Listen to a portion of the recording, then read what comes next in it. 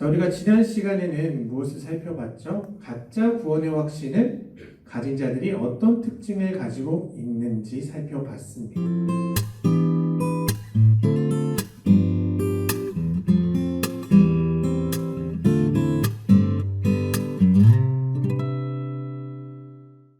간략하게 복습을 하자면요. 가짜 구원의 확신을 가진 자의 특징. 첫 번째, 구원에 대한 경고를 들었을 때 그들은 화를 내던지 아니면 전혀 관심이 없든지 한다. 그리고 둘째, 지나치게 율법에 매여서 어떤 종교 행위를 내가 못하게 될 경우 굉장히 불안해하고 상대방을 정죄하는 모습을 보인다. 자, 그리고 셋째, 신앙생활을 하지 않는 것에 대해서 이미 합리화가 끝났기 때문에 주일 성수하는 것을 빼고는 세상 사람들과 똑같은 삶을 살아간다. 그리고 넷째, 성경에 대해서 전혀 관심이 없거나 오히려 엄청나게 성경 지식을 자랑한다. 그리고 다섯째, 진리를 아는데 게으르다. 하지만 진짜 구원의 확신을 가진 자들은 어떻다고 했어요? 항상 자신이 받은 구원을 시험하고 확증하며 조사한다고 했죠. 그래서 자신 역시 스스로 속을 수도 있다는 가능성을 항상 생각하고 있기 때문에 겸손한 태도를 보여준다고 우리는 지난 시간까지 배웠습니다. 여기서 오해하면 안 되는 게 있어요, 여러분. 내가 구원을 받았다 하더라도요, 내가 받은 구원을 한 번쯤 의심해 보는 것은요, 불신앙이 아니에요. 오히려 성경은요, 자신이 받은 구원을 조사하고 확인해야 한다고 가르치고 있어요. 너무나 많은 가짜 구원의 확신이 도사리고 있기 때문에 그렇습니다. 그래서 우리는요, 항상 말씀을 빗대어서 나의 구원을 견고히 해나가야만 하는 거예요. 자, 요한일서 5장 13절 말씀을 제가 한번 읽어보겠습니다. 내가 하나님의 아들의 이름을 믿는 너희에게 이것을 쓰는 것은 너희로 하여금 너희에게 영생이 있음을 알게 하려 함이라. 자, 이것을 원어에 맞게 더 풀어서 제가 해석해 볼게요. 이렇게 됩니다.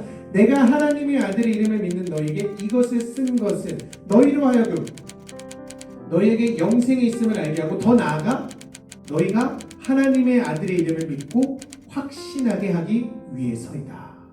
자, 이 말씀에 의하면 요한 1서입니다. 자, 요한 1서만 잘 읽으면요, 우리는 어떻다는 거예요? 구원의 확신을 가질 수가 있다는 말이에요. 구원을 받은 우리는요, 때로는요, 그 구원의 확신이 흔들리기도 합니다. 그런데 반대로 생각해 보면요, 구원의 확신 또한 우리가 가질 수 있다는 뜻이에요.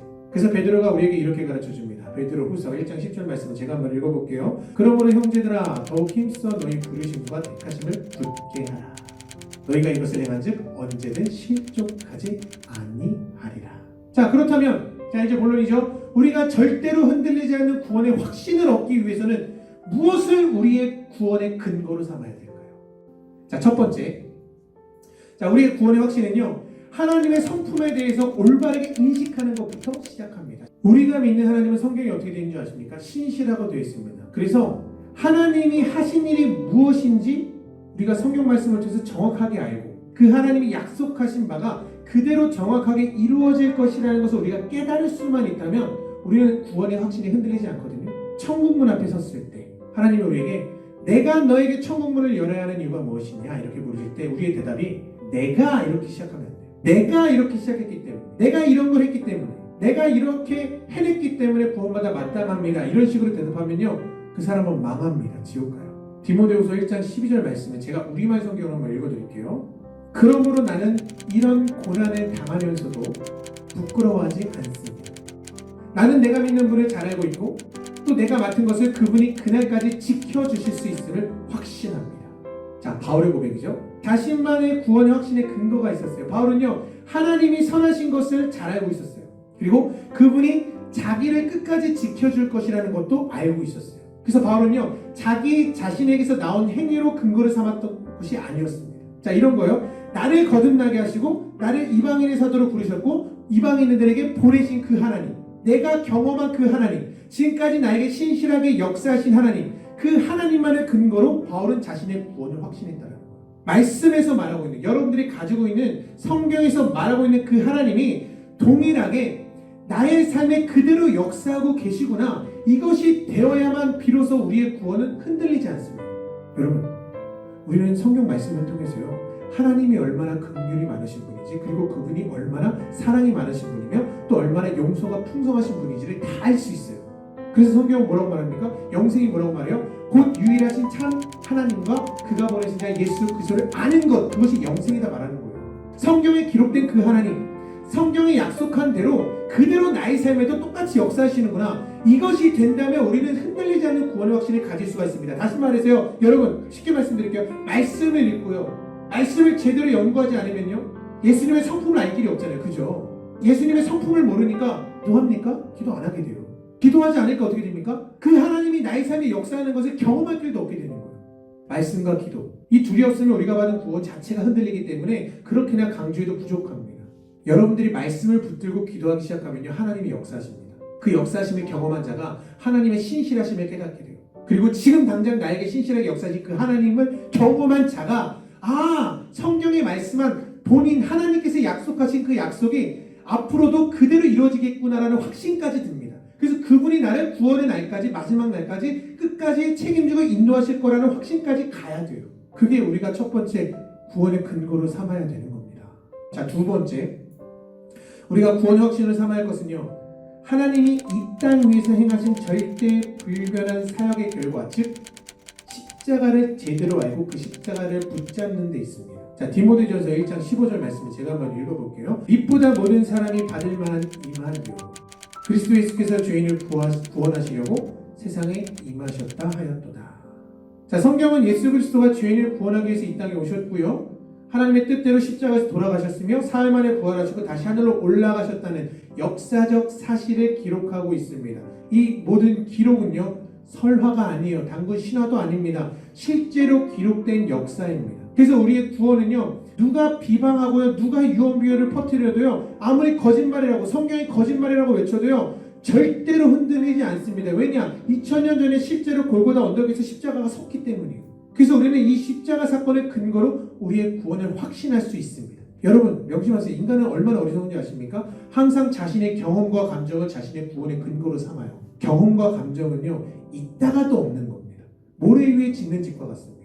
오늘 기분 좋을 때는요, 구원의 확신을 가지다가도 내일 죄를 지으면 단번에 없어지는 게 또 감정이에요. 그래서 우리는 절대로 변하지 않는 하나님의 역사 속에서 직접 행하신 그 십자가 사건을 우리 구원의 뿌리로 삼아야 됩니다. 십자가 사건이 왜 우리가 뿌리게 되냐면요, 제가 예를 한번 들어볼게요. 예전에 미국의 워터게이트 사건이라는 아주 유명한 사건이 있었습니다. 그 당시 닉슨 대통령이라는 사람이 대통령이었는데요, 자신이 불법적인 행위를 했는데 미국 정부, 행정부가 조직적으로 그 닉슨 대통령의 잘못을 감추려고 시도한 사건이에요.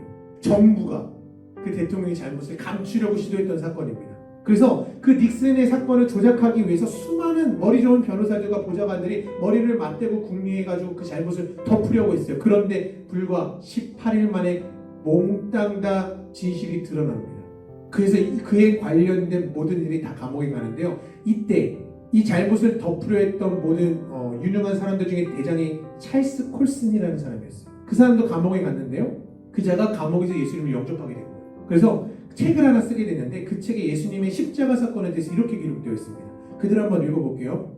만일 예수 그리스도의 십자가와 부활과 복음이 거짓이라면 2000년 전에 유대 땅에 있는 보잘것없는 어부들이 그 사건을 조작해낸 것이라면 그 사건들이 2000년 동안 이렇게 사람들을 변화시켜가며 진리로 내려올 수 있었겠는가?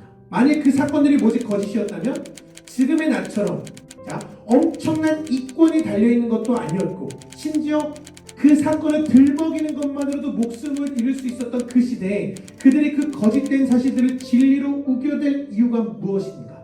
그리고 그 사실들은 어떻게 2000년 동안이나 진리가 되어 내려올 수 있었겠는가? 부활은 사실이다. 찰스 콜슨 자신의 책에 쓴 말입니다. 하나님께서 하신 일은 전부 사실입니다. 역사가 그것을 증명합니다.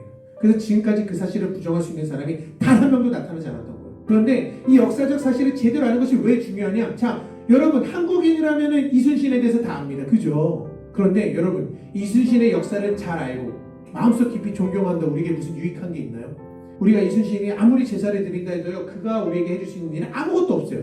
그런데 하나님은 다릅니다. 2000년 전에 있었던 그 십자가 사건을 내가 생각으로 지적 동의를 하는 것을 넘어서서 그것을 나의 신앙의 근거로 삼고 나의 인생을 바칠 만한 어떤 소중한 것을 여기는 순간에 하나님은 그 십자가 사건을 근거로 나에게 역사하기 시작한다는 거예요. 왜냐? 하나님은 지금도 역사하시는 분이기 때문에 십자가 사건을 근거로. 그래서 우리가 그 사건을 어떻게 받아들이냐에 따라서 하나님은 우리에게 능력으로 역사하십니다. 그리고 그 역사가 우리에게는 구원의 확실한 근거로 우리 마음에 자리 잡게 된다는 거예요.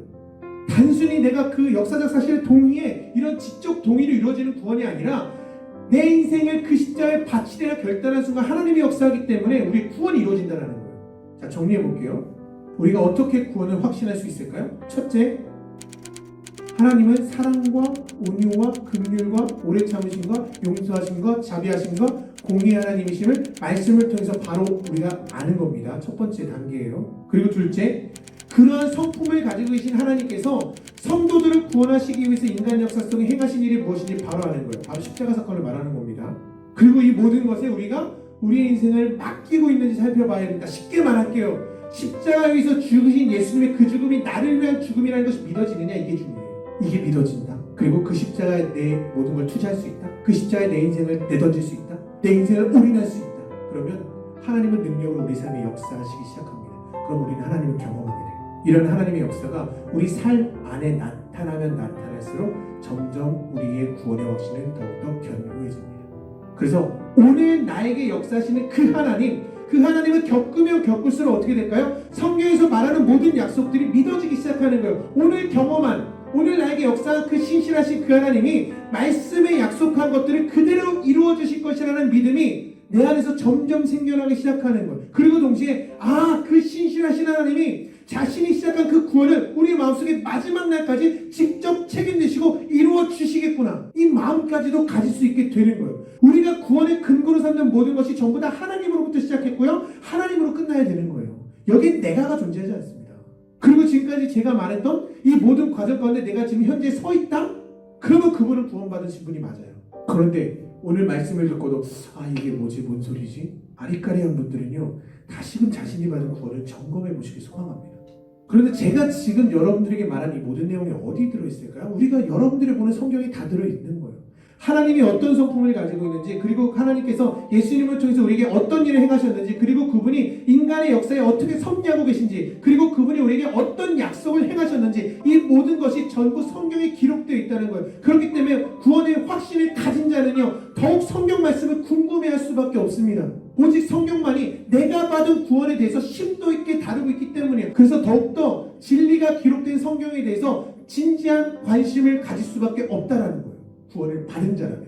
디모데후서 3장 15절부터 17절 말씀. 또 어려서부터 성경을 알았나니 성경은 능히 너로 하여금 그리스도 예수 안에 있는 믿음으로 말미암아 구원에 이르는 지혜가 있게 하느니라. 모든 성경은 하나님의 감동으로 된 것으로 교훈과 책망과 바르게 함과 의로 교육하기 유익하니 이는 하나님의 사람으로 온전하게 하며 모든 선한 일을 행할 능력을 갖추게 하려 함이라. 오직 말씀만이 구원받은 성도들을 하나님의 사람으로 변화시킬 수 있는 능력이 있습니다. 예수님 말씀하셨어요. 하나님의 모든 말씀을 능치 못하심이 없느니라. 우리가 선한 일을 할 수 있는 힘도 말씀을 통해서 나오고요, 우리가 받는 구원도요, 결국 말씀을 통해서 나와요. 저는요, 여러분들이 진리에 대해서만큼은 더욱 진지해졌으면 좋겠습니다. 진리에 관심을 가지고 이 진리만큼은 잊어버리지 않으리, 이러한 마음을 가지고 결단하셨으면 좋겠어요. 구원만큼은 다시금 확인하시고 조사하시고, 구원만큼은 확정적으로 내가 확신을 가진 상태에서 생활해 보시길 바랍니다. 그럼 여러분의 인생이 달라지고요, 여러분의 신앙 생활 자체가 달라질 줄 믿습니다. 이렇게 구원에 대한, 진리에 대한 진지한 태도를 회복하시는 우리 양문교회 중고등부 여러분들 되시기를 간절히 소망합니다.